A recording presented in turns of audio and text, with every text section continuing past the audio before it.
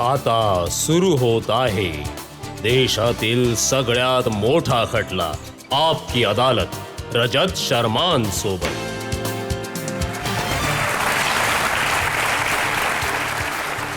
नमस्कार, आपकी अदालत मध्ये तुमचं स्वागत आहे. आपकी अदालत मध्ये आज सादर करूया क्रिकेटच्या दुनियेतला एक धडाडीचा सितारा, एक असा प्लेयर जो सगळ्यात पॉप्युलर आहे. जेव्हा तो मैदानावर उतरतो तेव्हा चांगले चांगले बॉलर्स थरथरायला लागतात.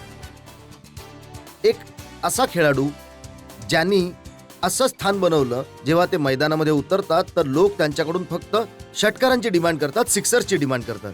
तुम्ही समजलात असाल. मी आमंत्रित करतोय आपकी अदालत मध्ये क्रिकेटच्या दुनियेतला सुपरस्टार युवराज सिंग यांना. युवराज सिंग.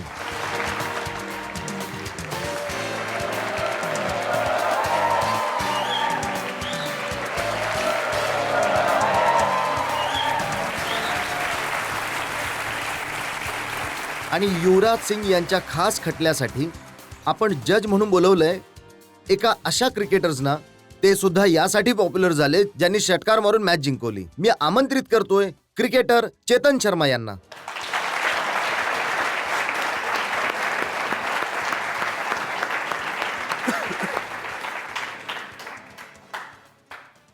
तर युवराज, आज अपेक्षा करूया की आपकी अदालत मध्ये षटकारांची भडीमार होईल. भडीमार तर तुम्ही कराल सर. मला तर अडवायचं आहे आज.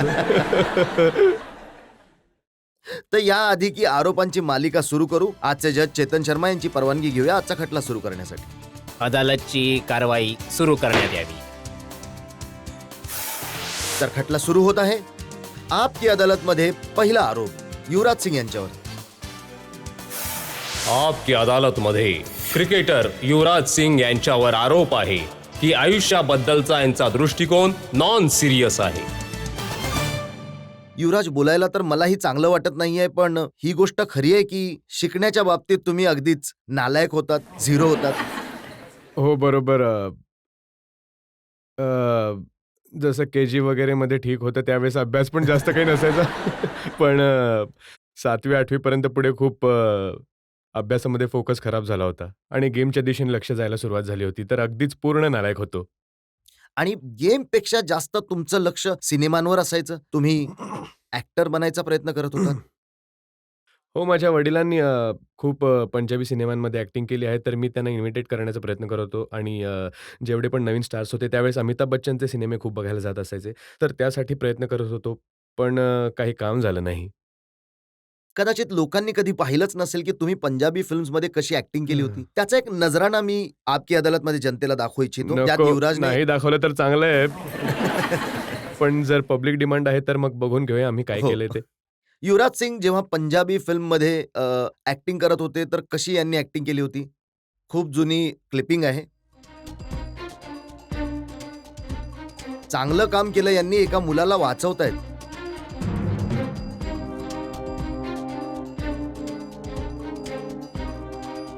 आणि त्याचं बक्षीस मिळत आहे यामध्ये. हो, हे मी फेल होत होतो सारखं स्कूलमध्ये. आणि माझ्या वडिलांनी मला म्हटलं, की "बाळा, तू एक एक महिना ना अभ्यासातून ब्रेक घेऊन टाक. कदाचित तुझं माइंड थोडं फ्रेश तरी होईल. यासाठी माझ्या लहानपणीचा रोल करू येऊन." तर मी म्हटलं, "चांगली आयडिया आहे. थोडी शाळेमधून सुट्टी पण मिळेल 1 महिन्यासाठी." तर मी गेलो आणि मी घातम प्रकारचा एक रोल केला. काही दिवसांपूर्वी शाहरुख खानकडून ट्रेनिंग घेत होतात कशी ऍक्टिंग केली पाहिजे. शाहरुख खान मला खूप पसंत आहेत. मला पसंत आहेत, ते ॲक्टर आहेत. आणि त्यांच्यासोबत जेव्हा पण चर्चा करतो खूप मजा येते, खूप मस्करी चालू असते. आणि स्टेजवर खूपदा त्यांच्यासोबत चेष्टा-मस्ती केली आहे. तर चांगलं वाटतं त्यांना भेटून खूप.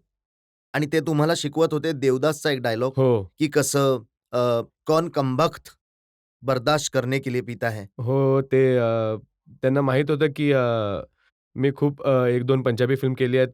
तर त्यांनी म्हटलं, की पंजाबी फिल्ममध्ये आपली डायलॉग डिलिव्हरी दिली तर चांगलं वाटेल. कारण हिंदीमध्ये केलं तर मी एक्सपोज झालो असतो. स्टेजवर, म्हणून असं करून पंजाबीमध्ये केलं. म्हणजे खरं तर तुमचा इंटरेस्ट सिनेमांमध्ये आहे, क्रिकेटमध्ये कमी आहे. हो, खरं तर ती अशी परसेप्शन बनली आहे माझ्याबद्दल. असं म्हटलं जातं, की माझं लक्ष नेहमी क्रिकेटमध्ये कमी असतं आणि बाकी गोष्टीमध्ये जास्त असतं. जे की अजिबात खरं नाहीये. मी तर हेही ऐकलंय की तुम्हाला लहानपणी सुद्धा क्रिकेटमध्ये इंटरेस्ट नव्हता. आणि तुम्हाला जेव्हा पटियाला पाठवण्यात गेलं होतं, नवजोत सिंग सिद्धू जे मोठे प्लेयर आहेत, त्यांनी 5 दिवसानंतर तुमच्या वडिलांना बोलवून सांगितलं होतं, "याला घेऊन जा, याचं काम नाहीये क्रिकेट खेळणं." हो, हे खरं आहे. त्यावेळेस पटियालावरून खूप तिथले तिथले प्लेयर्स खूप चांगलं क्रिकेट खेळत होते. तर माझ्या वडिलांनी विचार केला, की त्यांचे नवजोत सिंग सिद्धू चांगले मित्र आहेत, तर त्यांच्याजवळ पाठवलं तर तर कदाचित मी कोणी प्लेयर बनून जाईन. खरं तर नवजोत सिद्धू ज्यावेळेस इंडियासाठी खेळत होते, तर कधी येत होते, कधी निघून जात होते. तर 2-3 दिवस मला त्यांच्याबरोबर प्रॅक्टिस केली आणि पाहिलं, की मी कसा खेळतोय.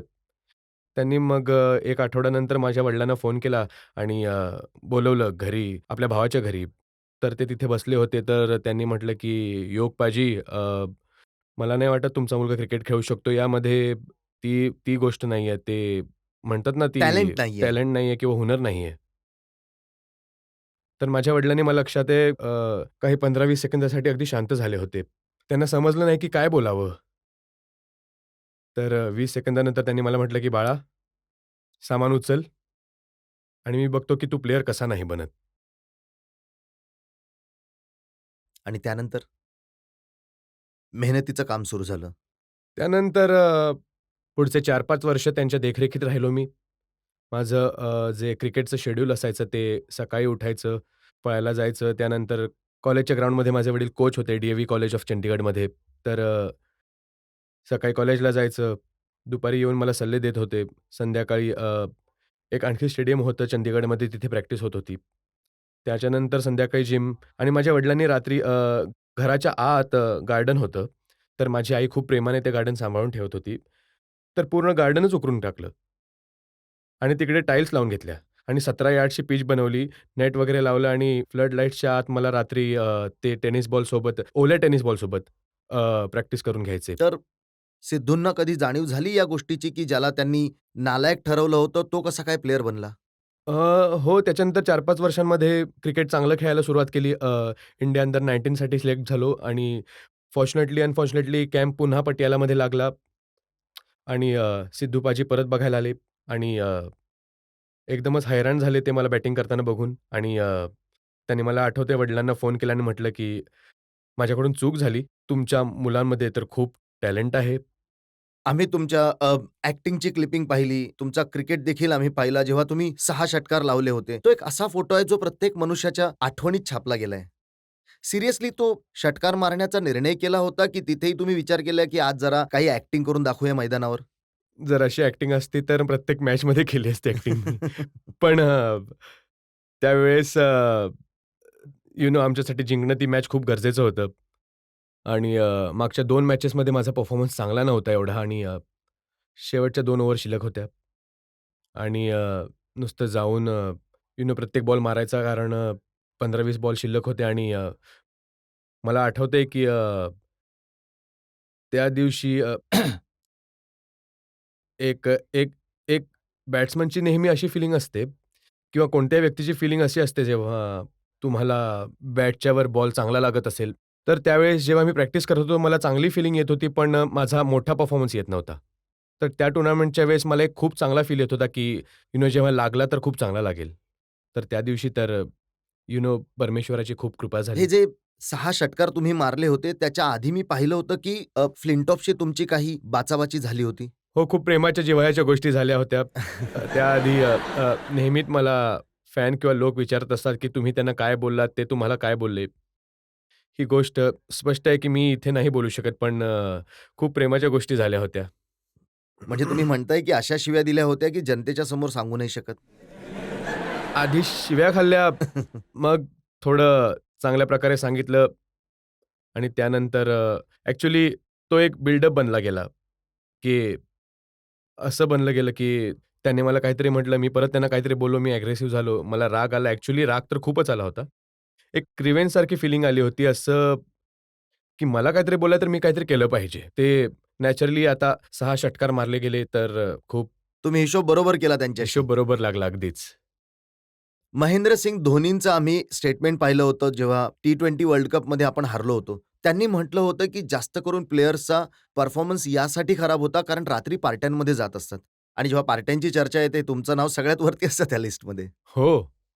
IPLच्या दरम्यान पार्ट्यांमध्ये जाणं, अगदी उशिरापर्यंत रात्री जागणं, याचा परिणाम परफॉर्मन्सवर झाला? बघा ती एक टुर्नामेंट IPLच्या नंतरची होती आणि तो 2020 वर्ल्ड कप होता. नेहमी आमची मीडियाची सवय आहे की की जेव्हा आपण इंडियन टीम हारते आणि त्यांना वेगवेगळ्या चुकीच्या गोष्टींवर आरोप लावले जातात आणि असं नाही म्हटलं जातं की तुम्ही खराब खेळलात, which is sometimes fair, sometimes unfair. मला असं वाटतं की आपण रिस्पॉन्सिबल इंडिव्हिज्युअल आहोत. इंडियासाठी खेळत आहोत आणि आपल्याला माहिती आहे की देश आपला किती इम्पॉर्टंट आहे. देशाचं नाव उज्ज्वल करणं इम्पॉर्टंट आहे. तुम्ही तुमच्या बॉडीला माहिती आहे की तुम्ही जर रात्री पार्टी करायला गेलात, सकाळी तुमची मॅच आहे, तर तुम्ही मॅचमध्ये चांगलं नाही खेळू शकणार. IPLच्या पार्ट्यांबद्दल तर बऱ्याच गोष्टी छापल्या आहेत. तिथे मॉडेल्स असायच्या, मुलीही असायच्या आणि बरेचसे प्लेयर त्या मुलींना बरोबर घेऊन रूममध्ये जात असायचे. हे सगळं तर मी ऐकलंच नाहीये. हे तर मला आज माहीत पडत आहे. बघा आता IPL एक खूप मोठा इव्हेंट आहे आणि जिथे इव्हेंट झाले आहेत ऑब्व्हियसली क्रिकेट आणि बॉलिवूड 2 खूप पॉप्युलर सब्जेक्ट आहेत इंडियामध्ये. तर तुम्ही दोघांना जर एकत्र कराल तर तुम्हाला कॉन्ट्रोव्हर्सीज मिळेलच. आणि कॉन्ट्रोव्हर्सीज सुद्धा अशी की असं म्हटलं की त्या पार्ट्यांमध्ये कोणता प्लेयर जाओ न जाओ, एक प्लेयर आहे, युवराज सिंग, जो प्रत्येक पार्टीमध्ये असायचा.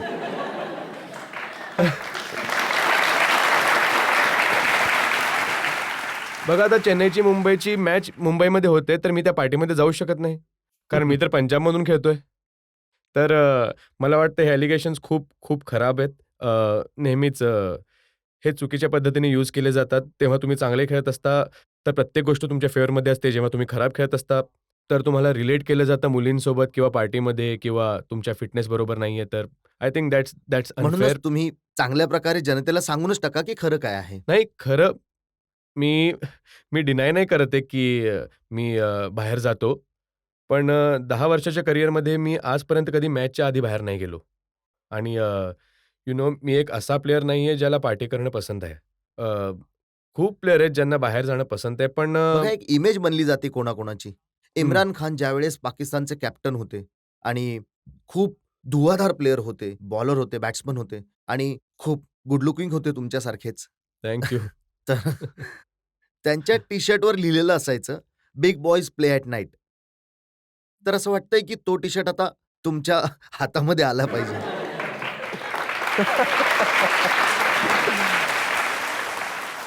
बघा इम्रान खान खूप मोठं नाव होतं क्रिकेटमध्ये. हा टी-शर्ट त्यांनीच घातला तर चांगला वाटेल. पण I think big boys have to play at day, at the ground. Only then they can play at night. आणि जे बिग बॉयज जेव्हा दिवसा खेळतात आणि हारतात, मग रात्री पबमध्ये जाऊन ते लोकांशी भांडण करत असतात. आणखी एक खराब ॲलिगेशन जे की आउट ऑफ प्रपोर्शन गोष्ट झाली होती. आम्ही जेव्हा वेस्ट इंडिजमध्ये खेळत होतो, ज्याला आता तुम्ही पब ब्रॉल म्हणता. तर सेंट एक आणखी लुशियामध्ये जे झालं होतं. हो, नो डाउट आम्ही चांगले खेळलो नव्हतो. आणि गोष्ट खरं तर अशी झाली होती, की आम्ही संध्याकाळी ऑस्ट्रेलिया आणि पाकिस्तानची मॅच होती किंवा कोणीतरी मॅच होती. आम्हाला ती पाहायची होती आमच्या हॉटेलच्या रूममधून. ती मॅच तिथे दिसत नव्हती. तर आम्ही सगळे तिथे असलेल्या तिकडे सगळे रेस्टॉरंट तसेच असतात. रेस्टॉरंटमध्ये बार असतात आणि सगळे रेस्टॉरंट असतात. आणि त्याला बोललं गेलं, की तो बार आहे, तो डिस्को आहे, रात्री 4 वाजेपर्यंत तिथे होतो, जे की खराब एलिगेशन आहेत. 9 वाजेपर्यंत आम्ही तिथे जेवण करत होतो. आणि अगदी स्पष्ट गोष्ट आहे, जर इंडियन टीम हरत आहे, जे लोक अमेरिकामध्ये वरून बघायला आलेत आणि ते नाखुश होते इंडियन टीम हारली म्हणून. आणि त्यांनी येऊन आमच्यामधल्या मुलांना उलट-सुलट म्हटलं. आणि आमची कोणी रिएक्शन अशी नव्हती, की आम्ही मारायला गेलो होतो. आम्ही त्यांना म्हटलं, की "तुम्ही please don't talk like this." आणि आम्ही सिक्युरिटीला म्हटलं, की "तुम्ही यांना आमच्या इथून दूर करा." तर त्यांनी त्या लोकांना त्या रेस्टॉरंटमधून बाहेर पाठवलं आणि आम्ही बाजूला येऊन आमचं जेवण जेवायला लागलो. बस इतकीच गोष्ट होती. इतक्या छान-छान गोष्टी झाल्या. पण बोर्डाने तुम्हाला नोटीस दिलं. हो, बघा आता आता बघा, तिथे लोक उपस्थित नव्हते, तर मीडिया जे काही सांगेल तेच आपण ऐकत असतो. आजच्या तारखेला आपण जर टीव्ही ऑन केला, तर जर आपण कोणाला ओळखतच नाही आणि जर आपण टीव्हीवर पाहिलं, तर आपल्याला तोच फीडबॅक येतो जो टीव्हीवर दिसते. तर त्यांनी आम्हाला विचारलं आणि आम्ही एक्सप्लेनेशन दिलं, की असं आम्ही इंडिया कंट्रीसाठी खेळत आहोत. आम्ही इंडियाचे ब्रँड अँबॅसेडर आहोत आणि आम्ही कधी अशी काही हरकत करणार नाही, ज्यामुळे आपल्या देशाला नावं ठेवतील. बघा जर सचिन तेंडुलकर असते, राहुल द्रविड असते, तर कोणी नसतं म्हटलं त्यांनी भांडण केलंय. युवराज सिंग आहे तर म्हटलं नक्कीच केलं असेल. आजपर्यंत माझ्या लाईफमध्ये मी कोणासोबतही भांडण नाही केलं. हे मीडियाचं परसेप्शन आहे, की मी भांडण करत असतो, मी खूप रागीट आहे. किंवा मी खूप रूड आहे. पण आजपर्यंत मी कोणाबरोबर भांडण नाही केलं. हो, घरी केलं असेल, पण कधी पब्लिकमध्ये जाऊन असं मी कधी काही नाही केलं. हे ऐकून चांगलं वाटलं युवराज, की तुम्ही पब्लिकमध्ये कधी भांडण नाही केलं आणि ही इमेज तुमची अशी बनली आहे, की अपेक्षा करतोय, की ही इमेज तुमची जी क्रिकेट इंडस्ट्रीचा बॅड बॉयची जी इमेज बनली आहे, ती थोडी चेंज व्हावी. हो, अपेक्षा तर मी पण हीच करतोय. पण पण त्यासाठी काही करावं लागेल ना तुम्हाला? त्यासाठी काय करावे लागेल, मी 10 वर्षापासून प्रयत्न करतोय. काही करण्याचा प्रयत्न केला. तुम्ही तुमच्याकडे काही आयडिया असेल तर तुम्हीच सांगा. हे जनतेला विचारूया, जर जनतेजवळ काही आयडिया असेल तुमच्यासाठी. कारण ही जी इमेज आहे, ती पब्लिकच्या डोक्यामध्ये बनत असते. पण मला एक गोष्ट आणखी सांगायला आवडेल. तुम्ही जे पण बॅड बॉय इमेज बोललात किंवा पब्लिकची इमेज बोललात किंवा मीडियाची इमेज बोललात. मला तर आजपर्यंत कुणा मुलाने किंवा कुठल्या फॅनने मला आधी असं नाही म्हटलं, की तुम्ही क्लबमध्ये खूप छान नाचता किंवा किंवा तुम्ही रात्री 2 वाजता तुम्ही गाडी खूप जोरात चालवता. मला तर जे काही आजपर्यंत फॅन भेटले किंवा मुलगा भेटला, त्यांनी आजपर्यंत मला हेच म्हटलं, की तुम्ही खूप ब्रिलियंट फिल्डर आहात आणि तुम्ही षटकार कमालीचे मारता. तुम्ही आमच्या इंडियाची शान आहात.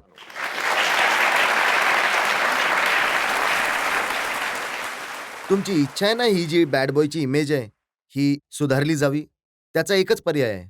जेव्हा मैदानामध्ये उतराल, षटकार मारा. हो, प्रयत्न कायम राहतील. युवराज, खूप मोठी यादी आहे माझ्याजवळ आरोपांची, पण एका ब्रेकसाठी थांबायचं आहे. आपण एका ब्रेकसाठी थांबूया आणि ब्रेकनंतर आपकी अदालतमध्ये क्रिकेटर युवराज सिंगवर जनतेचा खटला असाच सुरू राहील. टीव्हीवर दररोज प्रीती झिंटाला मिठी मारताना तुम्ही दिसून येत असता. तुमचं स्टेटमेंट आलं की प्रीती झिंटाला जेव्हा मी मिठी मारतो तर it increases my energy level. मग त्यांना हे म्हणावं लागलं की युवराज तर माझा भाऊ आहे.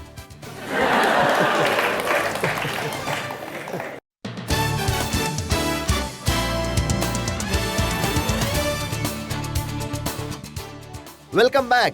आपकी अदालतमध्ये आज आपले पाहुणे आहेत क्रिकेटच्या दुनियातले पॉप्युलर स्टार युवराज सिंग. आपकी अदालतमध्ये पुढचा आरोप.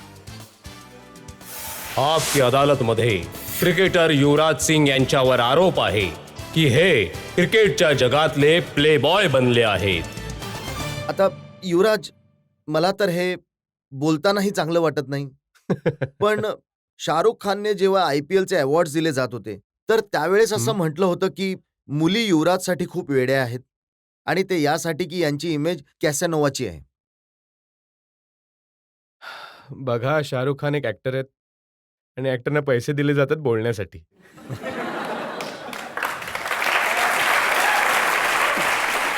तर तर मला असं वाटतं की शाहरुख खानला कोणीतरी पैसे दिले आहेत बोलण्यासाठी, ही गोष्ट बरोबर नाहीये. पण तुम्हीही काय म्हटलं होतं शाहरुख बद्दल याचं उत्तर मलाही म्हणून पैसे दिले होते. जनतेला सांगा. तुम्ही म्हटलं होतं की शाहरुख खान जवळ मुली यासाठी नाही जात कारण ते करण जोहर बरोबर असतात.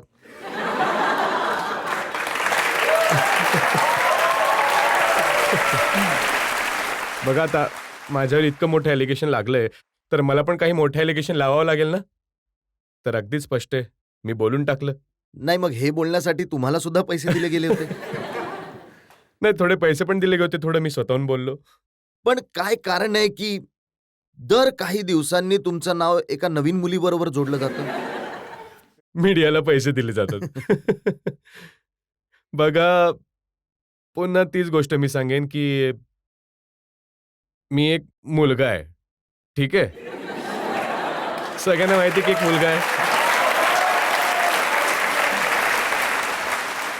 आणि जर माझी नॉर्मल फिलिंग म्हणजे मुलाच्या दिशेला नाहीये, जर मी नॉर्मल फील करत आहे, तर मी मुलीकडेच अट्रॅक्ट करेन, जे की नॉर्मल आहे खूप. मला समजत नाही लोकांना इतकं राईचा पर्वत का बनवताय, की तिला तो डेट करतोय.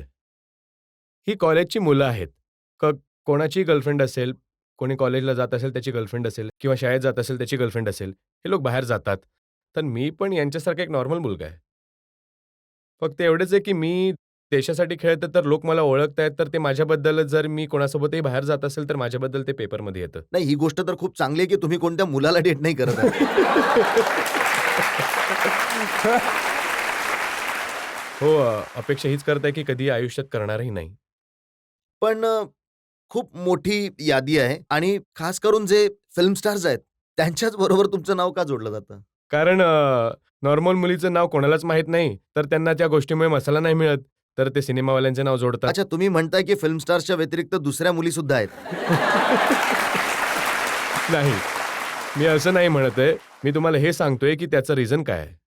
बघा, किम शर्मा, मिनिषा लांबा, दीपिका पादुकोण, रायमा सेन, अ, करिश्मा कोटक आणि आता या आंचल कुमार. खूप मोठी लिस्ट आहे. बघा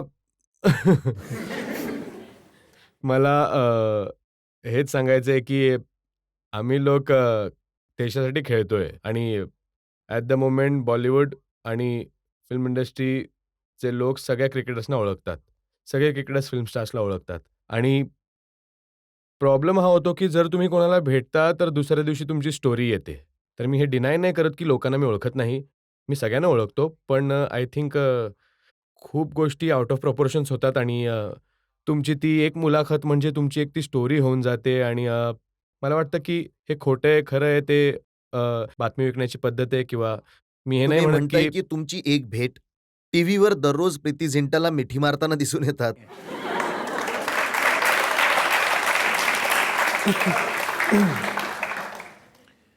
प्रीती जिंता तर आमची ओनर आहे पंजाबची, आमची बॉस आहे. तर ती खुश होऊन जाते किंवा मुलं जिंकतात, चांगलं करतात.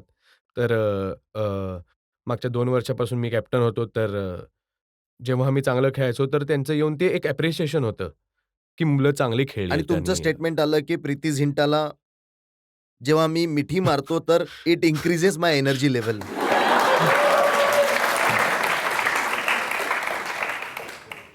यामध्ये काही वाईट तर नाही आहे.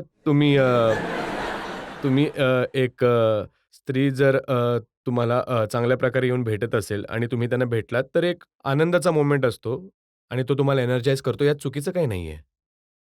आणि मग त्यांना असं म्हणावं लागलं की युवराज तर माझा भाऊ आहे. बघा आता गोष्ट इतकी पुढे गेली होती, की लोकांनी वेगवेगळ्या स्टोरीज सांगायला सुरुवात केली होती, तर त्यांनी मग राखीच बांधून टाकली. दीपिका पादुकोणबद्दल तुम्ही म्हटलं की दीपिकाने माझं मन दुखवलंय. मी खूप सीरियस होतो. मी असं कधीच म्हटलं नाही. हे एका पेपरात तुमची एका मुलाखत पेपरमध्ये छापली आहे. असे स्टेटमेंट्स तर खूप येत असतात. माझं असं काही स्टेटमेंट झालं नाही. इट्स अ रॉन्ग अच्छा. स्टेटमेंट. एक दुसरं स्टेटमेंट असं छापलेलं होतं की मला प्रेमात बुडून राहायला खूप आवडतं. हे माझं स्टेटमेंट नाहीये, नाहीये. नाही, नाही माझं स्टेटमेंट नाहीये. आणि असंही एका ठिकाणी छापलंय की आजकाल कोणी इटालियन आहे जिच्याशी तुमचं चक्कर चालू आहे. हे पण माझं स्टेटमेंट नाहीये. बघा, पुन्हा तेच. मूर्खपणाच्या गोष्टी आहेत. इतकं इतकं असं नका विचार करू, की इतकं सत्य आहे या गोष्टीमध्ये. मग किती सत्य आहे? 5% यामध्येही सत्य आहे की जसं राखी सावंतने आपला स्वयंवर केला होता, आता युवराज सिंगचा स्वयंवर होईल टीव्हीवर. नाही ते ऐकण्यात आलं होतं, की मी असं स्वयंवर करणार आहे, पण मला नाही वाटत, की असं काही होऊ शकेल कधी. कारण नाव तर हे आलं होतं की आधी धोनीचं नाव आलं होतं, त्यांचं होईल. त्यांचं तर लग्न झालं आता. लग्न झालं. आता सगळ्यात एलिजिबल बॅचलर राहिलात तुम्ही. हो. नाही, मला वाटत नाही, की मी तो शो कधी करणार आहे. कारण आय थिंक कोणाला एकदम असं भेटणं आणि लग्न करणं अ, माझी पद्धत नाहीये. तुमचा कोणी लाईफ पार्टनर बनणार आहे, तुम्हाला पूर्ण आयुष्य काढायचं आहे त्याच्यासोबत, तर त्यांचं भेटणं, त्याच्यासोबत वेळ घालवून आणि खूप वेळ देऊन हा विचार करायला, की या स्त्रीसोबत मला पूर्ण आयुष्य काढायचं आहे आणि काय मी खुश राहू शकेन किंवा ती खुश राहू शकेल, तर माझ्या मते खूप मोठी स्टेप असेल लाईफमध्ये. मग हेही सांगून टाका ना तुमची पद्धत काय आहे? माझी पद्धत हीच आहे, की इट्स बीन फॉर्च्युनेट की मला अ, अ, आजपर्यंत कोणी अशी पार्टनर नाही भेटली, जिच्यासोबत मला वाटेल, की माझं पूर्ण आयुष्य घालवू शकेन. कमी तर माझ्यामध्ये असेल. मी नाही म्हणत, की तिच्यामध्येच कमी असतील. पण ज्या दिवशी मला वाटेल, की माझं आयुष्य एका स्त्रीसोबत घालवू शकेन, त्या दिवशी मी नक्कीच लग्न करेन. पण हे खरं आहे की खूप लवकर इमोशनली अपसेट होऊन जाता तुम्ही? मी इमोशनल आहे, पण मी दाखवत नाही, की मी इमोशनल आहे. तर या प्रकरणात पण मला खूप धडे मिळालेत लाईफमध्ये. तर आता माझ्या इमोशनवर माझं कंट्रोल आहे. हे खरं आहे की जेव्हा खूप इमोशनली अपसेट होऊन जाता, मग तुमच्या ज्या आई आहेत त्या तुमच्यासोबत टूरवर जातात, दौऱ्यावर जातात, तुमची काळजी घेण्यासाठी? नाही असं या कारणामुळे माझी आई कधी नाही येत. माझी आई मला नेहमी सांगायची, की जेव्हा मी लहान होतो, तर मी त्यांना म्हणायचो, की "जेव्हा मी इंडियाचा कॅप्टन बनेन, तर तुला प्रत्येक ठिकाणी फिरवीन." तर ती गोष्ट मला चांगली आणि इमोशनल वाटते आणि माझ्या आईला खूप आवडतं क्रिकेट पाहणं, कारण माझे वडील पण इंडियासाठी खेळले आणि जिथे पण मी खेळायला जातो आणि जसं इंग्लंड, ऑस्ट्रेलिया किंवा साऊथ आफ्रिका त्यांना खूप आवडतं तिथे क्रिकेट पाहणं. मग कधी तो दिवस येईल जेव्हा तुम्ही कॅप्टन बनाल आणि त्यांना प्रत्येक ठिकाणी घेऊन जाल तुमच्यासोबत? बघा, ते तर माझ्या हातामध्ये नाहीये, पण प्रत्येक क्रिकेटर किंवा प्रत्येक मुलाची इच्छा असते, की तो एक दिवस आपल्या देशासाठी नक्कीच लीड करेल. सर, सत श्री सत अकाल. श्री अकाल जी. सर, माझा पण आणि जनतेचा पण, पूर्ण जनतेचा देशामध्ये एकच प्रश्न आहे, की जास्त करून क्रिकेटर्स फिल्म स्टार सोबतच अफेअर का करतात? फिल्म स्टार सोबत? फिल्म स्टार सोबतच अफेअर का करतात?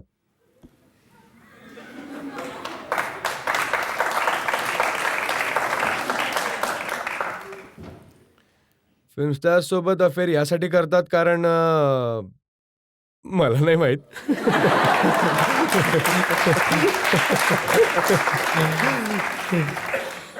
की हे खरं आहे की ज्या फिल्म स्टार आहेत त्या अफेअर करतात तुमच्याबरोबर? हो, हे होऊ शकतं.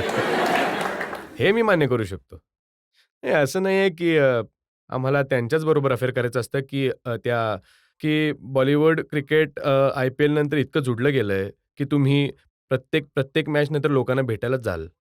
तर त्या गोष्टी इतक्या काही नसतात, जितक्या त्या बोलल्या जातात. आम्ही तर प्रत्येक वेळी फक्त हेच बघत होतो की युवराज खेळत आहेत आणि दीपिका स्मिथ हास्य करतायत. माझं तर खेळण्यामध्ये लक्ष होतं. मला नाही माहिती मॅचच्या बाहेर काय चालू आहे. पुढचा प्रश्न विचारा. जे आजचं क्रिकेट आहे, ज्यामध्ये पैसा आहे, यामध्ये ग्लॅमर आहे, यामध्ये खूप प्रकारचे अट्रॅक्शन्स आहेत, तर बिघडण्याचा चान्स तर असेलच ना? बिघडण्याचा चान्स यामध्ये 90% 95% आहे. कारण तुम्ही जेव्हा खेळायला सुरू करता किंवा फिल्म इंडस्ट्रीमध्ये येत असता, तुम्ही इतकं स्ट्रगल करता आणि ॲट यंग एज तुम्हाला खूप ग्लॅमर मिळतं, इतकं अटेन्शन मिळतं, तर स्पष्ट आहे की खूप लोक आपल्या जागेवरून हललेत. कारण एका जगामध्ये राहिल्यानंतर तुम्ही जेव्हा दुसऱ्या जगामध्ये जातात, तर ती तुम्हाला स्वर्ग वाटते. आणि जेव्हा मी सुरू केलं, एकदमच जेव्हा मी फर्स्ट मॅचमध्ये चांगलं परफॉर्म केलं, तर मला लाईफ डिफरंट वाटायला लागली. तर मी खूप चुका केल्या त्यानंतर आणि चुका करून मी शिकलोय. आम्ही पाहिलं की पाकिस्तानचे 3 खेळाडू यंगस्टर्स आहेत, 18-19 वर्षांचे आहेत आणि मॅच फिक्सिंगमध्ये पैसे घेत असताना ते पकडले गेले. हो, आता याबद्दल मी काही म्हणू शकत नाही. लाज्यास्पद गोष्ट आहे ही. देशासाठी एक इंडिव्हिज्युअल म्हणून की अशी गोष्ट घडणं. बघा, तरुण वय आहे आणि असा माणूस घसरला जातो चालता-चालता, तर खूप मोठं डिस्ट्रॅक्शन आहे, पण आपण आपली इमानदारी कायम ठेवली पाहिजे. मला वाटतं, की पैशापेक्षा जास्ती तुमची रात्रीची झोप खूप गरजेची आहे. कारण जेव्हा तुम्ही उशीवर डोकं ठेवाल, तुम्ही एकदम निःशंकपणे झोपू शकाल. जर तुम्ही झोपायच्या आधी तुमच्या डोक्यात इतकं बॅगेज किंवा इतकं वजन असेल, माझ्या मते असं जगण्याची काही गरज नाहीये तुम्हाला. मी रिपोर्ट्समध्ये पाहिलं की त्यांच्या डोक्यावर प्रेशर हेच होतं की त्यांना अपेक्षा होती की IPLमध्ये ते खेळतील, खूप पैसा येईल. त्याच बेसिसवर त्यांनी पैसे उधार घेतले होते, मोठं घर बांधलं, मोठ्या गाड्या घेतल्या आणि हे प्रेशर होतं की काही करून पैसे चुकवायचे आहेत. बघा, इतक्या डिटेलमध्ये तर मीही वाचलं नाहीये, पण कोणतेही काम करण्याआधी तुम्ही विचार केला पाहिजे, लोकांची ॲडव्हाइस घेतली पाहिजे, आपल्या सीनियर्सची ॲडव्हाइस घेतली पाहिजे. तर मला वाटतं जितके पण यंग क्रिकेटर्स आहेत, त्यांनी आपल्या सीनियर्सकडून ॲडव्हाइस घेऊन पुढे गेलं पाहिजे. कारण आम्ही आमच्या करिअरमध्ये सौरव गांगुली, सचिन तेंडुलकर, कुंबळे, राहुल द्रविड आमचे खूप चांगले सीनियर्स आहेत आणि जे खूप मोठे आयकॉन आहेत आजच्या तारखेला. त्यांच्याकडून मी खूप शिक्षण घेतलं. जर तुम्हाला कोणी मॅच फिक्सिंगसाठी अप्रोच केलं, तर त्याची काय अवस्था होईल?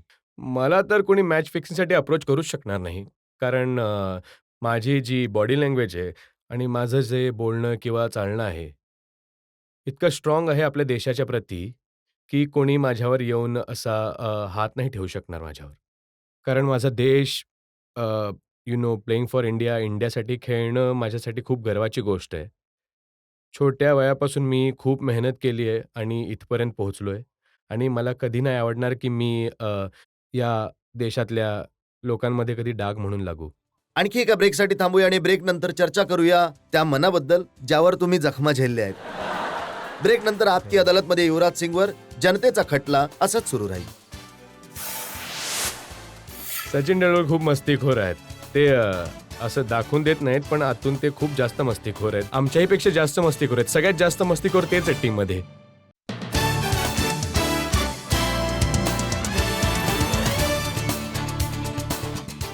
Welcome back. आपकी अदालत मध्ये आज आपण खटला चालवत आहोत क्रिकेटच्या दुनियेतला सगळ्यात पॉप्युलर स्टार युवराज सिंग यांच्यावर. आपकी अदालत मध्ये पुढचा आरोप. आपकी अदालत मध्ये क्रिकेटर युवराज सिंग यांच्यावर आरोप आहे की हे टीम मधले सगळ्यात खोडकर खेळाडू आहेत. युवराज, मी ऐकलंय की जिंकल्यानंतर जर केक कापला गेला आणि तुमच्या हातात जर तो केक आला तर सगळे प्लेयर्स लांब पळतात तुमच्यापासून. बघा आता जिंकल्यानंतर काय साजरं तर करायचंच आहे आणि इतका माणूस गेममध्ये इन्व्हॉल्व झालेला असतो, इतका सिरियस झालेला असतो, की आपल्या आतमधलं जे मूल असतं किंवा आतमधला जो मस्तीखोरपणा आहे, तो कित्येक वेळा अशा प्रसंगी जागरूक होत असतो. तर केक वगैरे उचलून एकमेकांना लावत असतो. पण ही चुकीची गोष्ट आहे, की माझ्या हातामध्ये केक येत असतो. सगळ्या खेळाडूंच्या हातामध्ये केक येत असतो आणि एकमेकांना लावत असतात. एक असा ट्रेंड बनला आमच्या टीममध्ये, की ज्याचा पण बर्थडे आहे, त्याच्या तोंडावर केक लागणारच. मी ऐकलंय की तुम्ही सचिन तेंडुलकर सारख्या सिनियर प्लेअरच्या तोंडावर हे केक लावत असता. हो, ते एक असे प्लेयर आहेत, ज्यांच्याजवळ जाण्यासाठी प्रत्येकजण घाबरतो. तर मी आणि हरभजन आणि झहीर नेहमी एक प्लॅन बनवत असतो, की सचिन तेंडुलकरला कसं पकडलं जाईल आणि कसं त्यांचे हात बांधले जातील आणि कसं त्यांच्यावर केक लावला जाईल. पण ते आमच्यापेक्षा इतके मस्तीखोर आहेत, की त्यांना माहीत असते, की माझ्यावर प्लॅन बनत आहे आणि ते उलट आमच्यावर केक लावून ते पळून जातात. हे पहिल्यांदाच ऐकायला मिळत आहे की सचिन तेंडुलकर सुद्धा मस्तीखोर आहेत. सचिन तेंडुलकर खूप मस्तीखोर आहेत. ते असं दाखवून देत नाहीत, पण आतून ते खूप जास्त मस्तीखोर आहेत. आमच्यापेक्षा जास्त मस्तीखोर, सगळ्यात जास्त मस्तीखोर तेच आहेत टीममध्ये. म्हणजे खेळाच्या मैदानामध्ये जे सचिन तेंडुलकर दिसून येतात, आत पॅव्हेलियनच्या आत ते ड्रेसिंग रूम मध्ये ते दुसरे सचिन असतात. नाही, ते फील्डवर पण खूप जास्त मस्ती करतात. असे मागे लाईनवर उभे राहतील आणि असं करतील, आपण विचारलं काय? तर म्हणतील कॅप्टन बोलवतोय. कॅप्टनकडे बघितलं तर कॅप्टन दुसरीकडेच बघतोय. तर अशी खूप मस्ती करतात आणि आणि आणि बॅटिंगच्या वेळेस तर इतका नर्व्हसनेस असतो, की जेव्हा बॅटिंग करायला येतो, तेव्हा ते मजा-मस्ती करत असतात, बॅटिंगच्या वेळेस पण. जेव्हा सचिन सारख्या मोठ्या प्लेअर बरोबर बॅटिंग करत असतात तेव्हा तुम्हाला तुम्हाला त्यांचा सपोर्ट मिळतो त्यांच्या बाजूने. आय थिंक त्यांची एक खास गोष्ट आहे, की जेव्हा तुम्ही त्यांच्यासोबत बॅटिंग करता, तेव्हा तुम्हाला ते मोठा प्लेअर बनवतात. ते तुम्हाला असं बोलायला सुरुवात करतात, की "तू जोपर्यंत असशील तोपर्यंत मॅच जिंकू, तू आउट झालास तर आपण हारून जाऊ." तर ते इतका कॉन्फिडन्स मिळून जातो, की तुम्हाला इतक्या मोठ्या प्लेयरनी इतकी चांगली गोष्ट म्हटली, तर तुम्ही थोडा नर्व्हसनेस झोनमधून थोडे बाहेर येऊन जाता. सचिन तेंडुलकर मध्ये असं काय आहे की इतकी वर्ष सतत खेळल्यानंतर देखील आज ते वर्ल्डचे टॉप क्लास बॅट्समन आहेत. जेव्हा मैदानामध्ये उतरतात तेव्हा रन्स बनवतात. सगळ्यात चांगली गोष्ट त्यांची ही की ते खूप हंबल आहेत, खूप डाउन टू अर्थ आहेत. त्यांनी जर 200 बनवले, 300 बनवले किंवा 0वर आउट झाले, त्यांची पद्धत तशीच राहते. प्रत्येकाशी चर्चा करायची. भले तो खूप मोठा माणूस असेल किंवा रिक्षावाला असेल, ते प्रत्येक व्यक्तीसोबत खूप चांगल्या प्रकारे बोलतात. आणि सगळ्या सगळ्या यंगस्टरची मदत करतात. ते कोणाला काही शो नाही करत, की मोठे प्लेयर आहेत. आणि टेक्निकली ज्या क्रिकेटच्या टर्म्स असतात, त्या हिशोबाने ते टेक्निकली वर्ल्डचे बेस्ट बॅट्समन आहेत. त्यांच्यामध्ये हार्डली काही असा फॉल्ट असेल, जो की जास्त करून बॅट्समनमध्ये असतं, की कोणी चुकीचं खेळलं, हा स्ट्रोक खराब आहे. तर ती टेक्निकली खूप साउंड बॅट्समन आहेत ते. ऑब्व्हियसली सगळ्यांना माहिती आहे, की ते एक प्रकारचे गॉड गिफ्टेड पण आहेत. हे कसं काय शक्य आहे की वय वाढत चाललंय आणि सचिन तेंडुलकर आणखी यंगर बॅट्समन सारखं बॅटिंग करतायत. ते आज पण 20 वर्ष खेळल्यानंतर पण त्याची प्रिपरेशन तशीच असते, जसं की त्यांनी सुरुवात केली होती. ते तितकेच प्रॅक्टिस करत आहेत, जितकी लहानपणी ते करत होते आणि त्यांचा फोकस तसाच राहतो. त्यांना त्यांना काही नाही वाटत, की मी 10,000 रन किंवा 20,000 रन बनवलेत. त्यांचं असं असतं, की पुढच्या मॅचमध्ये काय? आणि ते पुढच्या मॅचमध्ये आउट जरी झाले, तरी येऊन कंप्लेंट पण अशीच करतात, की "मी आता आउट कसं झालो यार?" तर ते कधी आपल्या परफॉर्मन्समुळे सॅटिस्फाय नाही राहत. मी ऐकलंय की तुम्ही सचिन तेंडुलकरना ग्रँडफादरची पदवी दिली आहे. नाही, ग्रँडफादरची पदवी म्हणजे की ते आम्ही त्यांना 20 वर्ष झाली. बघत आहोत. आता जेव्हा छोटे होतो तेव्हा तेंडुलकरला पाहिलंय टीव्हीवर आणि इंडियासाठी मॅच जिंकवताना पण पाहिलंय. जे काही सचिन तेंडुलकर इतकं मोठं क्रिकेटचं नाव आहे. ॲक्चुअली 20 वर्ष झाली ते खेळत आहेत. तसं म्हटलं तर 4 डेकेड्स झालेत खेळताना. 89 मध्ये सुरू केले त्यांनी. 90मध्ये आले. मग 2000, मग 2010, आता 2011. तर ॲक्चुअली त्यांना 4 डेकेड्सपासून आम्ही पाहत आहोत. तर मग त्यांना ग्रँडफादरच बोलणार ना. पण त्यांनीही सूचना दिली आहे तुम्हाला, की आता जर तुम्ही ग्रँडफादर बोललात, तर ते सांगून टाकतील, की काय-काय नावं ठेवलेत प्लेयर्सने तुमची. हो, मला ती वॉर्निंग मिळालीच आहे. त्यामुळे माझ्याकडून तुम्ही वधवून नाही घेतलं तर बरं होईल. आणि मी हेही ऐकलंय, की या सगळ्या मस्तीमध्ये सगळ्यात जास्त जर कोणी तुमची साथ देत असेल, तर हरभजन हो, सिंग. नक्कीच. तोच प्लॅन बनवत असतो. तोच सगळ्यात जास्त मस्तीखोर आहे आमच्या अच्छा, टीममध्ये. तुम्ही काहीच करत नाही. मी काही नाही करत. मी फक्त त्यांची साथ देत असतो. ते एकदा तर त्यांनी लिस्ट बनवली होती सौरव गांगुलीला कसं मूर्ख बनवायचं. मग काय केलं त्यांनी? पाकिस्तानसोबत मॅच होती आमची आणि एप्रिल फूल्स डे होता. तर हरभजन सिंगने एक प्लॅन बनवला लिस्टवर, की दुसऱ्या दिवशी आपण मॅचच्या आधी त्यांना बोलू, की ही न्यूज तुम्ही न्यूजवाल्यांना दिली आहे, की हरभजन सिंग सीरियस नाही आहे, युवराज सिंग गेममध्ये लक्ष नाही आहे किंवा राहुल द्रविड माझं ऐकत नाही काही. तर असं-असं करून लाईन्स बनवल्या आणि दुसऱ्या दिवशी हरभजनने त्या लाईन्स दाखवल्या, की तुम्ही हे प्रेसला म्हटलंय आणि सगळ्या मुलांनी एक-एक करून आपलं सामान उचलून ड्रेसिंग रूम सोडायला सुरुवात केली. तर सौरव मागे पळतोय, "थांबा, माझं ऐकून घ्या." आणि इतका तो नर्व्हस झाला होता, की दादाचा रडवेला चेहरा झाला होता. तर एकदमच सगळे म्हणाले, की "दादा इट्स एप्रिल फूल." तर त्याला माहितीच नव्हतं. मग तो आमच्या मागे पळाला आम्हाला मारायला. आता जितक्या कॅप्टन्स बरोबर तुम्ही काम केलंय, त्यामध्ये सगळ्यात जास्त अग्रेसिव्ह गांगुली होते? अग्रेसिव्ह होते गांगुली, पण सगळ्यात जास्त ज्यांच्या अंडर मी खेळलोय, रागीटवाले अग्रेसिव्ह होते अनिल कुंबळे. तुमच्यावर खूप राग काढला त्यांनी? जेव्हा बॉलिंग टाकत असतात, तेव्हा जर मी पॉइंट पोझिशनवर असतो आणि मोहम्मद कैफ जो कव्हरमध्ये असायचा आणि मध्ये एक रन जात होता, तर आम्हाला खूप शिव्या ऐकायला मिळत होत्या. तर ॲक्चुअली आहे तर ते चांगले व्यक्ती, पण ते आमच्यावर खूप राग काढत होते. फील्डवर तुमचाही राग काही कमी नसतो. 2-3 एक्झाम्पल माझ्याजवळ आहेत. आता तर ऑगस्ट मधलीच गोष्ट आहे, काही दिवसांपूर्वीची. तुम्ही जेव्हा 12th मॅन होतात, तेव्हा तुम्ही जे श्रीलंकेमध्ये जे दर्शक होते त्यांच्याशीच भांडण केलं होतं. मी कोणासोबत भांडण नव्हतं केलं. मला भांडण करण्याचा काही छंद नाहीये. जस्ट की त्यांचं बिहेवियर आपल्या प्लेयर्सच्या दिशेने वाईट होतं. ते आपला जो लाईनवर प्लेयर असतो त्याच्याबद्दल खूप उलट-सुलट बोलले होते. मी त्यांना जाऊन म्हटलं, की "तुम्ही असं नका बोलू." तर आम इतके सभ्य तुम्ही नाही आहात, की जाऊन फक्त म्हटलात, की "भाऊ तुम्ही असं नका बोलू." नाही, ते बरोबर म्हटलं तुम्ही, की मी असं नाही बोललो. मी त्यांना थोडं अग्रेसिव्हली बोललो, की "you should not do it," की असं नका करू. तर त्यांचं बिहेवियर बदललं नाही, तर मग आम्ही जाऊन जे पण ऑथॉरिटी होते आय-सी-सीचे, की जे काम करणारे होते, त्यांना बोललो, की "धिस इज नॉट राइट." इतकी काही मोठी गोष्ट नव्हती. इतकी मोठी बनवण्यात आली ॲज अच्छा, युजुअल. जी मोठी गोष्ट होती ती मी तुम्हाला सांगतो. जून 2009 मध्ये केविन पीटरसन हं. त्यांच्याबरोबर फील्डवर तुमची बाचाबाची झाली होती हो, फील्डवर तर खूप बाचाबाची होत असे. आणि तुम्ही त्यांची नक्कल केली होती माकडासारखे खो-खो करत आवाज काढून. नाही, ते ॲक्चुअली त्यांना मी खूप वेळा आउट केलं होतं. तर त्यांना माझी बॉलिंग पसंत नाहीये. तर त्यांनी मला नाव दिलं पायचकर. पायचकरचा अर्थ असा आहे, ज्याला बॉल सरळ फेकता येत नाही. तो इथून साइडने फेकतो, तर ते माहीत नाही बॉल कोणत्या दिशेने जाईल. तर अशा प्रकारचं माझं नाव दिलं होतं त्यांनी. तर मॅचमध्ये जे काही आर्ग्युमेंट झालं होतं, तर असं करून की ते मला काहीतरी बोलत होते, मी त्यांच्यावर उलटून पडलो. नाही, पण तुम्ही काही ॲक्ट सुद्धा करून दाखवलं होतं तिकडे फील्डवर. ते बोलत होते की तू खूप मोठा स्वतःला खेळाडू समजतोस तू काय किंवा स्वतःला देव समजतो. यू स्वतःला थिंक यू देव आर गॉड. की तू तू देव नाहीस, तू फक्त एक प्लेयर आहेस. तर तर मी त्यांना बोललो, "मी तर कधी बोललो नाही मी देव आहे. मी तर फक्त प्लेयर आहे." मी म्हटलं, "पण तू हे जे करत आहेस, ॲक्टिंग वगैरे करत आहेस." मी म्हटलं, "हे बरोबर आहे?" मी म्हटलं, "मी जे करेन ते चुकीचं. तू जे करशील ते बरोबर." बरं इतकीच गोष्ट झाली होती. एक साउथ आफ्रिकन आहेत, डेल स्टेन. त्यांच्याशीही तुमची काही बाचाबाची झाली? डेल स्टेनसोबत असा काही खास किस्सा नाही झाला होता. तो इतक्या जोरात गोलंदाजी करत होता. मी म्हटलं, "भाऊ थोडं हळू कर. खूप जास्त जोरात करतोयस."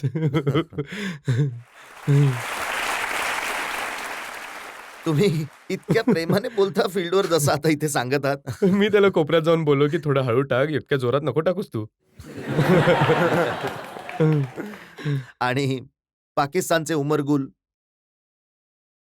उमर गुलसोबत पण असं काही जास्त झालं नव्हतं. त्यांनी पण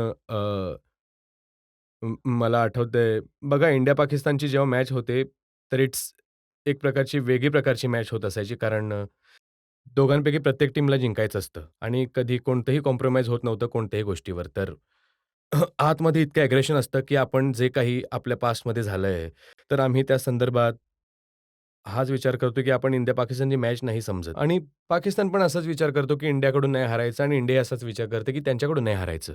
तर त्यामध्ये आता थोडीफार आर्ग्युमेंट तर नेहमी राहील. तुम्ही म्हणताय की जेव्हा पाकिस्तानशी मॅच असते तेव्हा अग्रेशन जास्त असतं, राग जास्त असतो.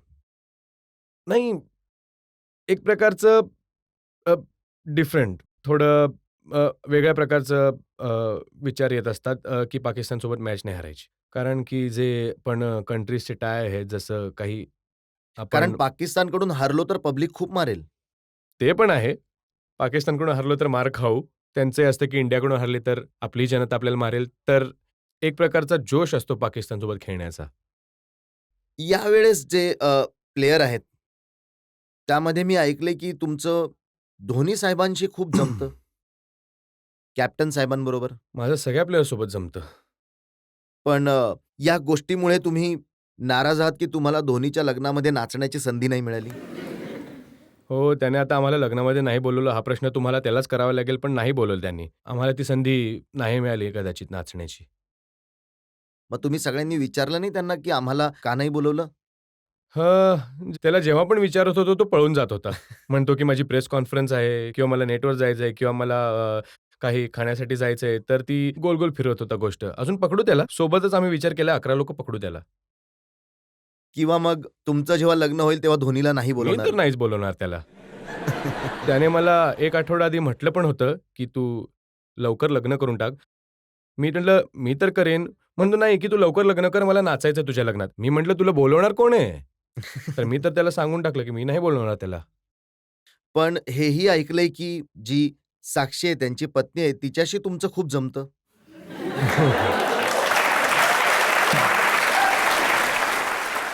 नाही, ती खूप गोड आहे आणि तिच्याशी तिच्याशी बोलून मला छान वाटतं. ती ती धोनीच्या अगदी विरुद्ध आहे. धोनी खूप एक शांत आणि सोज्वळ माणूस आहे आणि साक्षी खूप यंग आहे आणि व्हायब्रंट आहे आणि तर त्यांचं खूप स्वीट कपल आहे. तर तिच्यासोबत गप्पा मारून मी धोनीची खूप टिंगल करत असतो. मिळून आम्ही दोघं करत असतो. आपण एका ब्रेकसाठी थांबूया आणि ब्रेक नंतर आपकी अदालतमध्ये युवराज सिंग यांच्यावर जनतेचा खटला असाच सुरू राहील. प्रत्येक मोठ्या टुर्नामेंटच्या आधी युवराज सिंगच्या एकतर मनावर जखम होत असते किंवा शरीरावर जखम होत असते.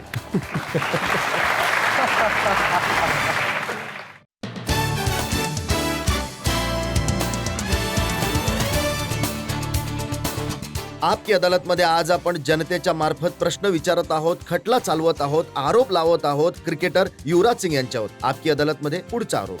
आपकी अदालतमध्ये क्रिकेटर युवराज सिंग यांच्यावर आरोप आहे की यांनी आपल्या बेजबाबदारपणामुळे आपला फॉर्म खराब केला.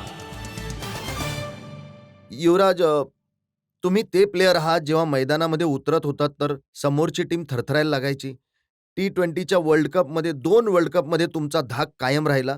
पण मागच्या वर्षभरापासून आम्ही बघत आहोत. IPLच्या 14 मॅचमध्ये तुम्ही फक्त 255 रन बनवले. वर्ल्ड कप T20च्या 5 मॅचमध्ये फक्त 72 रन. चांगलं नाही ना वाटत हे? हे बरं झालं तुम्ही मला कॅल्क्युलेशन करून दिलं, की मला माहीत नव्हतं. ना तुम्ही पहिल्या वर्ल्ड कपचे रन्स सांगितले, ना तुम्ही दुसऱ्या वर्ल्ड कपचे. चांगल्या प्रकारे तुम्ही तिसऱ्या वर्ल्ड कपचे जो माझा खराब गेला. असं आहे, की मागच्या 1 वर्षापासून मला खूप दुखापती झाल्या. अनफॉर्च्युनेटली एका प्रकारे एक साथच एवढ्या जखमा झाल्या, की माझं परत कमबॅक खेळणं आणि मग पुन्हा दुखापत होणं खूप कठीण होतं. मला खूप सीरियस रिस्ट इंज्युरी झाली होती, नी इंज्युरीनंतर. त्यानंतर माझ्या 3 प्रकारचे फ्रॅक्चर झाले होते आणि लास्ट सीझन मला एक नेक इंज्युरी झाली. तर अनफॉर्च्युनेटली मला खूप दुखापती आहेत. मी एक एक्सक्यूज नाही देत. मला 10 वर्ष झाली इंडियासाठी खेळतोय. 10 वर्ष किंवा 15 वर्ष किंवा 8 वर्षामध्ये कधी ना कधी फॉर्म तुमचा वर-खाली जात राहतो. फॉर्म इज लाइक तुमचं आयुष्य. कधी वर, कधी खाली.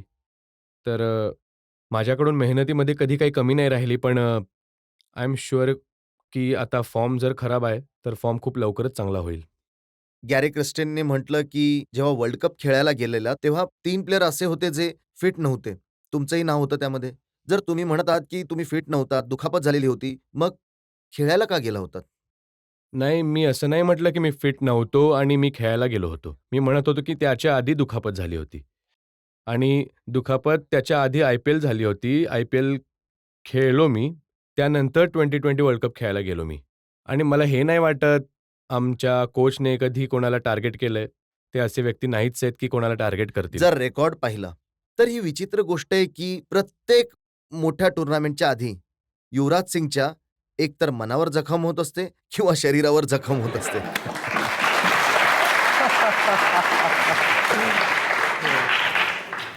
मनावर तर जखमा खूप खाल्ल्यात मी. आता शरीरावर जखमा होत आहेत, तर आय थिंक लवकरच दोन्ही प्रकारातून रिकव्हर झालो तर बरं होईल. बोटाला जखम, मनगटाला जखम, खांद्याला जखम, कदाचित कोणतीच अशी जागा शिल्लक नसेल की ज्याचं ऑपरेशन नसेल झालं. लकीली माझं कोणतं ऑपरेशन नाही झालंय. पण हां. जखमा खूप झाल्यात. मग तुम्हाला नाही वाटत की खूप जास्त क्रिकेट खेळण्यामुळे जखमा जास्त लागत आहेत, रिकव्हर होण्यासाठी वेळ नाही मिळत आहे? नाही, असं होत असतं कारण आता जेव्हा T20 फॉर्मॅट आला तर क्रिकेट खूप वाढलाय. आधी 50 ओव्हर टेस्ट मॅचेस होत्या. कारण आता लोकांची प्रशंसा जरा प्रशंसक T20च्या दिशेने झाले आहेत. कारण फास्ट पेसमध्ये गेम खेळला जातोय. तर स्पष्ट आहे की जितकं तुम्ही जास्त क्रिकेट खेळाल किंवा कुठलंही जास्त काम कराल तर दुखापत होईलच. पण तुम्हाला तुमच्या हिशोबाने ॲज प्रोफेशनल तुम्हाला तुमच्या बॉडीला मॅनेज करता आलं पाहिजे. तुम्हाला माहीत असलं पाहिजे की आपल्यासाठी कोणता क्रिकेट इम्पॉर्टंट आहे किंवा तुमच्यासाठी कोणतं वर्ष जास्त इम्पॉर्टंट आहे किंवा एक प्लेयर म्हणून किती इम्प्रूव्ह करू इच्छिता, तर तुम्हाला तुमची ॲज अ प्रोफेशनल तुम्हाला बॉडीची काळजी घेता आली पाहिजे. संदीप पाटीलने एकदा म्हटलं होतं की युवराज सिंग असे प्लेयर आहेत जे कोणाचंच ऐकत नाही. त्यांना कितीही समजवा ते त्यांच्याच स्टाईलमध्ये खेळत असतात. कितीही समजवा ते त्यांच्या स्टाईलमध्येच फील्डिंग करत असतात. आणि म्हणूनच दुखापती होतात. मी ऐकतोच तर सगळ्यांचंच, पण करतो माझ्या मनाचं. कारण आय फील की ज्या ज्या प्रकारे मी कंट्रीसाठी खेळलोय, ज्या जोशाने मी आणि ज्या डेडिकेशन आणि हार्ड वर्कमधून मी आलो आहे, तीच पद्धत आत्मसात करतो. कारण जी माझी अटॅकिंग फ्रेम आहे, माइंड आहे, जे माझं माझी बॉडी आहे किंवा माझी टोन आहे, त्या पद्धतीने मी इंटरनॅशनल क्रिकेटमध्ये सक्सेसफुल झालोय. आणि जर मला वाटत आहे की मी त्या गोष्टीला जेव्हा तुम्ही खेळायला सुरुवात केली, तुमच्याकडून खूप चुका होत असतात, तुम्ही चुकांमधून शिकता. पण मला नाही वाटत की मी जर ती माझी बॉडी लँग्वेज किंवा टोन जो काही असेल, तो मी सोडला, तर पुन्हा मी सक्सेसफुल होऊ शकेन. आता बघा काय होतं जेव्हा तुम्ही मैदानामध्ये उतरता, जे लोक टीव्हीवर बघतायत, जे मैदानात आहेत, ते टाळ्या वाजवतायत आणि कॉमेंटेटरही आता जोरजोरात ओरडायला लागलाय की युवराज सिंग आलाय, आता बघा तुम्ही की किती गतीने रन बनतील आणि मग पुढच्याच वाक्यामध्ये म्हणतायत आउट झाले.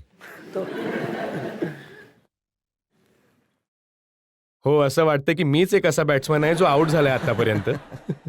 बघा, क्रिकेट जो गेम आहे, तो त्याचा success rate is less than 50% for a batsman or a bowler. मला नाही वाटत असा कोणताही बॅट्समन असेल, जो प्रत्येक मॅचमध्ये रन बनवत असेल. एक्सेप्शनल बॅट्समन आहेत जसं की तेंडुलकर आहेत, पॉन्टिंग आहेत या गेममध्ये. या गेममध्ये सक्सेस रेट खूप लिमिटेड असतो. मी तुमचं म्हणणं मान्य करतो की बॅटिंगमध्ये सक्सेस रेट 50% होऊ शकतो. बॉलिंगमध्ये विकेट मिळेल ना मिळेल अगदीच तुमच्या हातामध्ये नसतं, पण फील्डिंग, बॉल पकडणं ते तर तुमच्या हातामध्येच असतं. नाही, ते पण म्हणणं बरोबर आहे, की बॉल पकडणं तुमच्या हातामध्ये असतं. कित्येकदा तुम्ही बॉल पकडायला जाता आणि बॉल जमिनीवर आपटून जोरात वर निघून जातो. जसं तुम्ही पाहिलं असेल, की एक पोल्ट्री फार्ममध्ये माणूस कोंबड्याला पकडण्याचा प्रयत्न करत असतो. त्याला कापून खायचं असतं, पण तो पकडू शकत नाही. तर मग हात तर त्याचे तेच आहेत, पण तो फिल्डिंगच करत आहे ना. तर कित्येकदा बॉलची मूव्हमेंट अशी असते, की बॉल तुमच्या आयसाईटमधून निघून बघा जातो. तुमच्यासाठी असं म्हटलं जात होतं की खूप चांगले फिल्डर आहेत आणि असे फिल्डर आहेत ज्याच्याजवळ बॉल जाईल तर पकडलाच जाईल. पण आता अवस्था अशी झाली आहे की तुम्हालाही पॉइंटवरून हटवून मिड ऑफला पाठवलं गेलंय. हो, बरोबर आहे. मी स्वतःच पॉईंटवर निघून मिड ऑफवर गेलो होतो, कारण मला नाही वाटत की मी मागच्या वर्षांमध्ये पॉईंटवर करू शकेन काम, कारण माझ्या दुखापती खूप झाल्या आहेत. आणि दुखापतीनंतर जेव्हा तुम्ही येता, तुम्हाला थोडा वेळ लागतो त्या पोझिशनवर जाण्यासाठी. आणि पॉइंट माझ्या मते तरी वन डे क्रिकेट किंवा टेस्ट क्रिकेटमध्ये अशी जागा आहे, जिथे बॉल खूप जास्त येत असतात आणि खूप वेगाने येत असतात. तर त्यासाठी तुमचे रिफ्लेक्सेस 100% असले पाहिजे, तुमची बॉडी 100% फिट असली पाहिजे आणि अ, तुमच्यात काही कमी जसं काही जखम नसली पाहिजे शरीरात. तर मागच्या 2 टुर्नामेंटमध्ये मी पॉइंटवर फील्डिंग केली आहे आणि मला चांगलं वाटत होतं. मी अपेक्षा करतो की लवकरच फिट होऊन मी पुन्हा परत पॉइंटवर येऊन फील्डिंग करेन. तुम्ही म्हणताय की जी काही कमतरता होती त्यामध्ये खूप मोठा रोल तुमच्या जखमेचा होता. पण नाही, नाही, मी असं नाही बोललो की की रोल फक्त जखमेचा होता. मी बोललो की मला जखमा त्यावेळेस खूप झाल्या होत्या. पण त्याचा परिणाम तुमच्या गेमवरही झाला. हो, अगदीच. पण पेपरमध्ये काय लिहिलं गेलंय, IPLमध्ये जेव्हा तुम्ही खेळत होतात, तेव्हा तुम्ही जाणून-बुजून अंडर परफॉर्मन्स केलात, कारण संगकाराला किंग्ज इलेव्हनचा कॅप्टन बनवलं होतं. तुमची सुट्टी करण्यात आली होती. जे वाईट बोललं जातं तर मला त्या गोष्टीची पर्वा इतकी नसते की ठीक आहे, तुम्ही खराब खेळत असता, तुम्ही एका क्रिटिसिझममध्ये येता, तुम्ही चांगलं खेळता, लोक तुमची स्तुती करतात. पण हे जे एलिगेशन आहे ते की जाणून तो परफॉर्म करत नाहीये, कारण त्यांना कॅप्टन बनवलं हे खूप चुकीचं एलिगेशन आहे. It is as strong allegation as match fixing आणि जे की अगदीच एक्सेप्टेबल नव्हतं. मला खूप हर्ट झालं ते. इट वॉज व्हेरी हर्टिंग आणि पण लोकांना ही गोष्ट नाही लक्षात आली. ज्यांनी पण ते रिपोर्ट्स माझ्याबद्दल बोलले किंवा पाठवले मला माहिती आहे. मला नाही आवडत त्यांच्याबद्दल बोलणं. पण मी त्यावेळेस 2 महिन्यांपासून जखमी होतो. माझी रिस्ट इंजर्ड होती खूप वाईट प्रकारे आणि मला 2 महिने लागले होते परत येण्यासाठी. आणि आधीच्या 2-3 मॅचेसमध्ये मी बॉल चांगल्या प्रकारे मारू पण शकलो नव्हतो, कारण एक बिल्डअप असतो इंज्युरीनंतर. हळू-हळू तुम्ही फॉर्ममध्ये येत असता, तुमची फिटनेस बेटर होत असते. त्यावेळेस आम्ही मॅचेस पण हारलो. आणि हे अलिगेशन लावलं आणि संघकारासोबत बसून मी चर्चाही केली. आय वॉज व्हेरी हॅपी की तो कॅप्टन्सी करावी टीमची आणि कारण तो श्रीलंकेचा कॅप्टन आहे, तर आय एम शुअर आमच्या फ्रँचायझींना वाटत होतं की तो कॅप्टन व्हावा. पण तुम्ही डेफिनेटली T20चे उत्तम खेळाडू आहात. T20चे जास्त एक्सपिरियन्स प्लेयर आहात. T20चे जास्त मोठे स्टार आहात. तर तुम्हाला नाही वाटत की संघकारासारखा व्यक्ती कॅप्टन व्हावा आणि तुम्ही त्याच्या अंडर नाही, खेळावं? अशी कोणती इगो इश्यूवाली गोष्ट नाही आहे की तो कॅप्टन असेल आणि मी त्याच्या अंडर खेळावं. ॲज अ कॅप्टन तुमचा खूप मोठा सन्मान आहे खेळणं. मी 2 वर्ष पंजाबसाठी खूप चांगलं केलं होतं. फर्स्ट इयर सेमीफायनलला गेलो. सेकंड इयर आम्ही लास्ट मॅच जिंकलो असतो, तर सेमीफायनलला परत पोहोचलो असतो. अनफॉर्च्युनेटली पोहोचलो नाही. तर असा काही इगो इश्यू नाही असत की यार मी याच्याखाली का खेळावं? संघकारा खूप उत्तम खेळाडू आहे वर्ल्डचा किंवा कोणीही असा प्लेयर असेल, धोनी त्याच्या अंडर मी खेळत असेन, सगळे कॅप्टन ज्यांच्या अंडर मी खेळत असेन, तर असा काही इगो इश्यू नाहीये की ते फक्त एक हाइप क्रिएट करण्यासाठी किंवा किंवा कॉन्ट्रोव्हर्सी करण्यासाठी अशा गोष्टी म्हटल्या जात आहेत. जनतेमधून ज्या लोकांना प्रश्न विचारायचे आहेत, जेव्हा तुम्ही सतत अयशस्वी होत असता तर कोणत्या गोष्टीवर सगळ्यात जास्त विश्वास ठेवता, देवावर की मेहनतीवर? देवावर तर विश्वास प्रत्येक माणसाचा असतोच आणि मेहनत देखील अ, करावी लागते तेवढीच. कित्येकदा जेव्हा तुम्हाला अपयश मिळत असेल, तर तुम्हाला मेहनत जास्त करावी लागते. विश्वासाबरोबरच काही क्रिकेटर्स अंधविश्वास पण ठेवत असतात, जसं की ग्राउंडवर जाण्याआधी ते काही करत असतात, काही करतात अशा प्रकारे. Superstitious. हो. हो, ते सगळ्यांचं वेगवेगळं असतं. कित्येकदा प्लेयर्स सतत चांगलं प्रदर्शन करत असतात, तर त्यांना एक प्रकारे असा विश्वास बनतो, की माझ्याजवळ ही बॅट आहे, यामुळे माझे रन्स बनतायत. तर काही प्लेयरचं असं असतं, की लेफ्ट पॅड ते आधी आधी घालतात, त्यानंतर राईट घालतात. तर त्याप्रकारे एक स्वतःचा एक विश्वास बनला जातो. तुमचा एक सुद्धा आपला कशावर विश्वास आहे? मी लहान असताना मी ऐकलं होतं, की तेंडुलकर लेफ्ट पॅड आधी घालतात. मी पण तेच त्यांनाच कॉपी करत असतो. आमच्या एका टीममध्ये प्लेयर आहे श्रीशांत. तो तर बसमधून उतरतच नाही जोपर्यंत सगळे उतरत नाहीत. तर त्यांना खेचलं जातं बसमधून. ते कशासाठी? कारण त्यांना विश्वास आहे, की जर ते सगळ्यात शेवटी उतरले, तर त्यांचा परफॉर्मन्स चांगला होईल. आता हे ऐकून श्रीशांत पुढच्या वेळी बसमधून सगळ्यात आधी उतरतील बघा. पेपरमध्ये एक मोठी इंटरेस्टिंग गोष्ट छापली आहे. लिहिलंय की युवराज सिंगचा हल्लीचा खरा फॉर्म यामुळे आहे की त्यांच्या केतूची अंतर्दशा खराब आहे.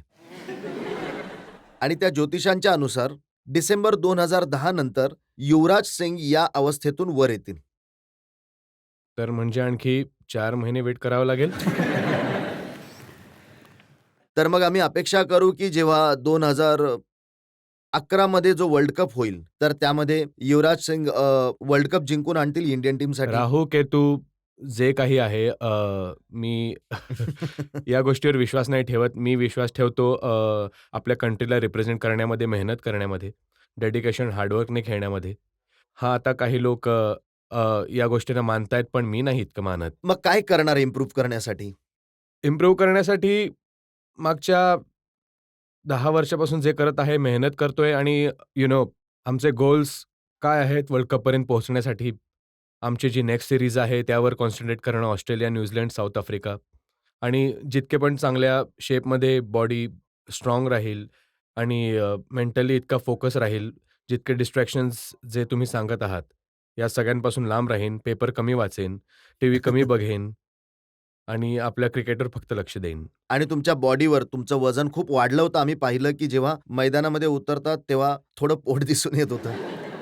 हो, ते देखील एक वेगळ्या प्रकारचं ॲलिगेशन होतं जेव्हा तुमचा परफॉर्मन्स चांगला नाही होत, तर बोलून टाकलं जातं की तुमचं वजन वाढलंय किंवा तुम्हाला अशा प्रकारची जखम झाली आहे किंवा तुम्ही कुठे बाहेर फिरायला गेलात. तर आय थिंक इतकं काही असं काही मी काही 10 किलो वेट पुट ऑन करून आलो नव्हतो. लोकं हे नाही समजत की माझ्या इंजुरीमुळे असं म्हटलं गेलं होतं की तुम्हाला आता पळायला मनाई आहे. कारण तुम्ही जर पळाल तर तुमचा हात हलेल किंवा इट्स इम्पॉर्टंट की तुम्ही आता रेस्ट करावी आणि 1 महिना किंवा सव्वा महिन्यानंतर ट्रेनिंग सुरू करावं. आता हे नाही सांगितलं तुम्ही की पोट कसं काय दिसायला लागलं होतं? पोट हो. पोट जेव्हा तुम्ही बेल्ट टाईट बांधता तर तुमचं पोट बाहेर दिसून येतं. तर आता मी शोवर आलो तो बेल्ट थोडा सेट केलेला आहे त्यामुळे माझं पोट दिसणार नाही. असं असं काही पोट वगैरे दिसून येत नव्हतं. असंच चर्चा सुरू झाली होती. माझ्या मते तरी मी माझ्या बॉडीची खूप काळजी घेतो. कारण ॲज अ प्रोफेशनल मी इंडियासाठी खेळतोय आणि मला माहिती आहे की माझी रिस्पॉन्सिबिलिटी काय आहे टुवर्ड्स माय कंट्री. युवराज, अपेक्षा करतो की तुमचा परफॉर्मन्स सुधारेल, तुमची फिटनेस सुधारेल आणि तुम्ही नक्कीच परफॉर्म कराल इंडियासाठी आणि एकदा पुन्हा जिंकणाऱ्या प्लेअरचा रोल तुम्ही स्वीकाराल. आपण एका ब्रेकसाठी थांबूया आणि ब्रेक नंतर आपकी अदालतमध्ये ऐकूया आजचे जज चेतन शर्मा यांचा निर्णय युवराज सिंगवरच्या जनतेच्या या खटल्याबद्दल.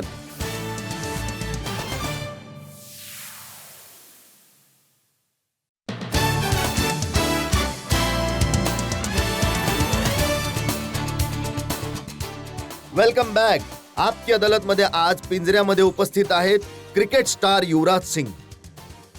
आपकी अदालतमध्ये आपण प्रत्येक प्रकारचे आरोप युवराज सिंग यांच्यावर लावले. आपण युवराज सिंग यांना विचारलं त्यांच्या बॅड बॉय इमेजच्या बद्दल. आपण युवराज सिंग यांना विचारलं त्यांच्या क्रिकेटच्या करिअरबद्दल, त्यांच्या बॅड फॉर्मबद्दल, दुखापतींबद्दल. आता वेळ आहे आपकी अदालतमध्ये आजचे जज चेतन शर्मा यांच्या निर्णयाची.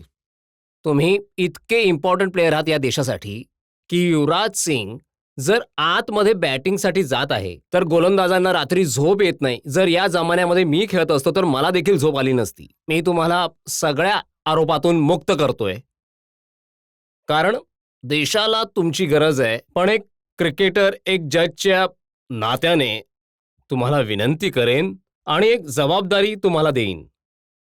माझ्यासाठी, या देशासाठी, या देशाच्या लोकांसाठी तुम्ही वर्ल्ड कप 2011 नक्कीच जिंकून या. यासाठी तुम्हाला निर्दोष मुक्त करत आहे.